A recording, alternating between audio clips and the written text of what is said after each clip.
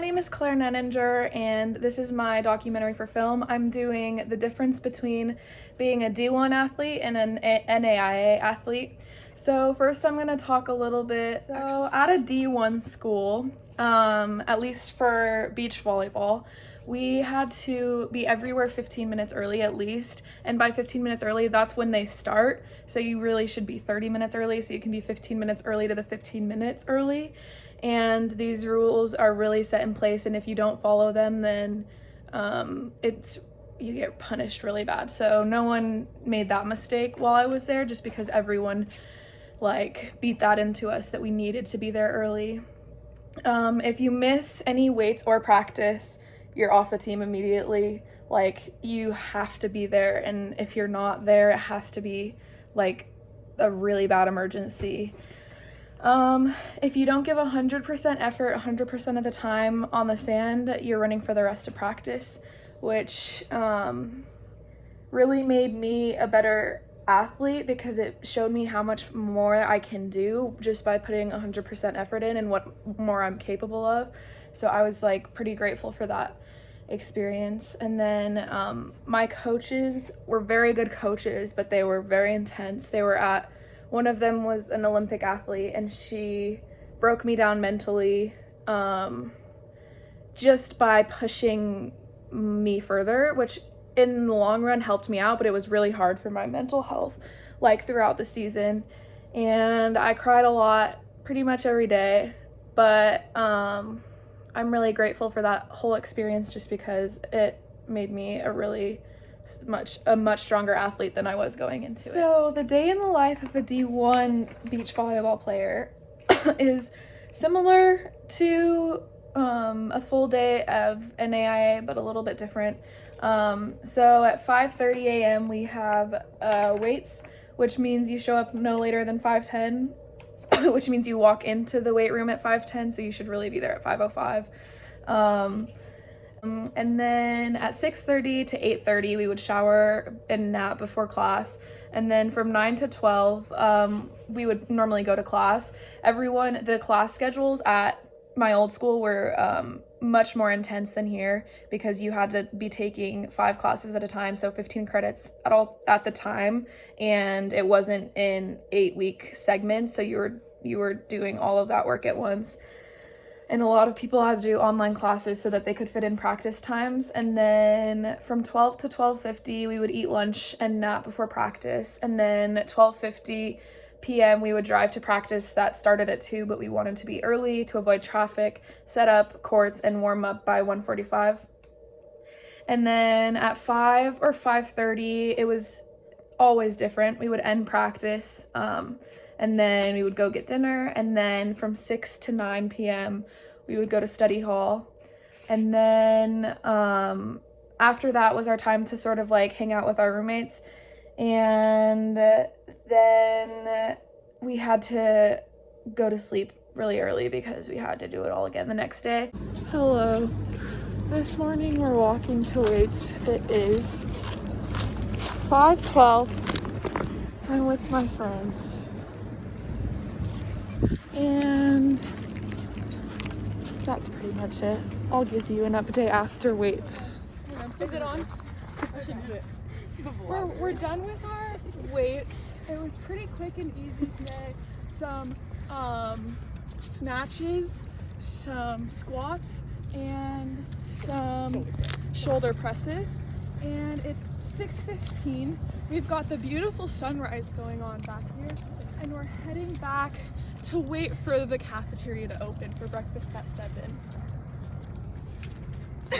I just got back to the room from breakfast. We went from 7 to 7:15, so I'm gonna relax for a little bit, and the next thing I have to do is go to practice at 9:50, so I'll see you then. So it is 7:57, and I just found out that I have to quarantine, so that's a little bit of change in plan, but I will just give a rundown of what my schedule was going to be.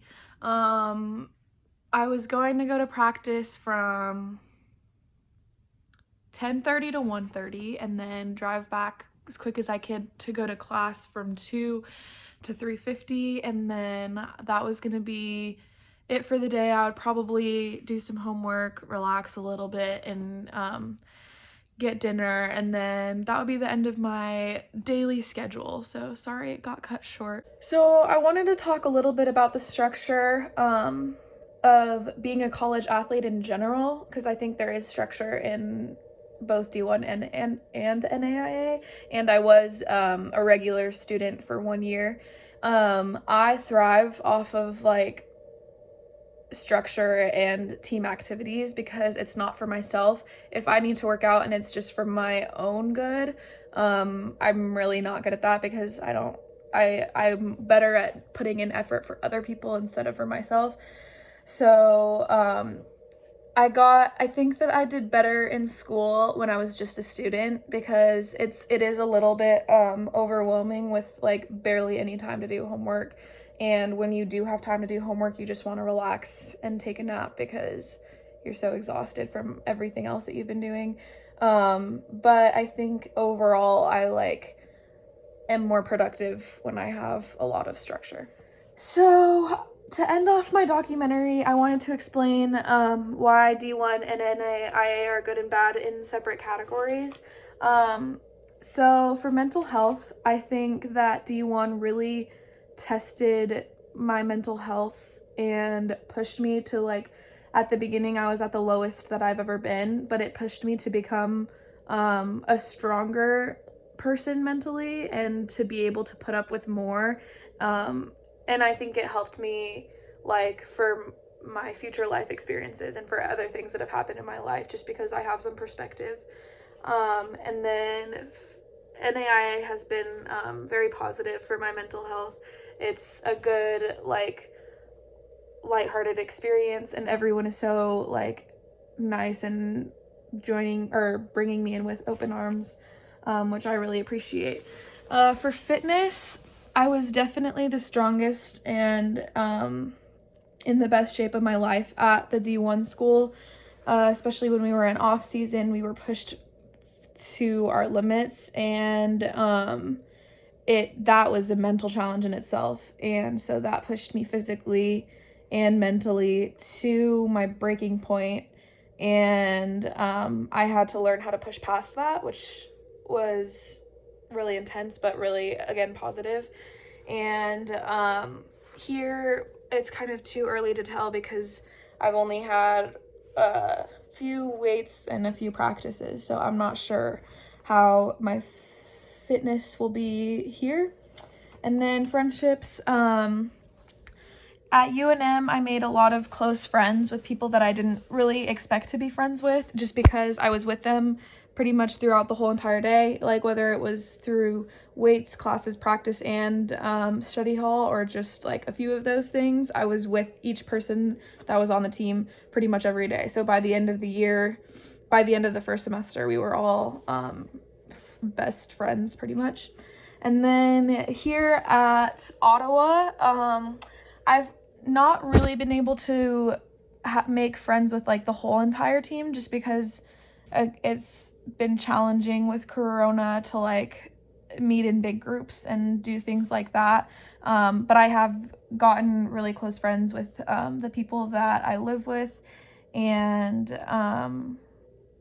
that's just having to live with roommates and live close to a bunch of my teammates has been good, just to force me to get out of my shell a little bit. And overall, I'm happy that I went to and through a D1 program, because it made me where I am today, which is a strong mental and physically player. And I'm happy to be where I'm at and get this opportunity to keep playing. And I think that this experience will only be positive for my future. All right, well, thanks for watching.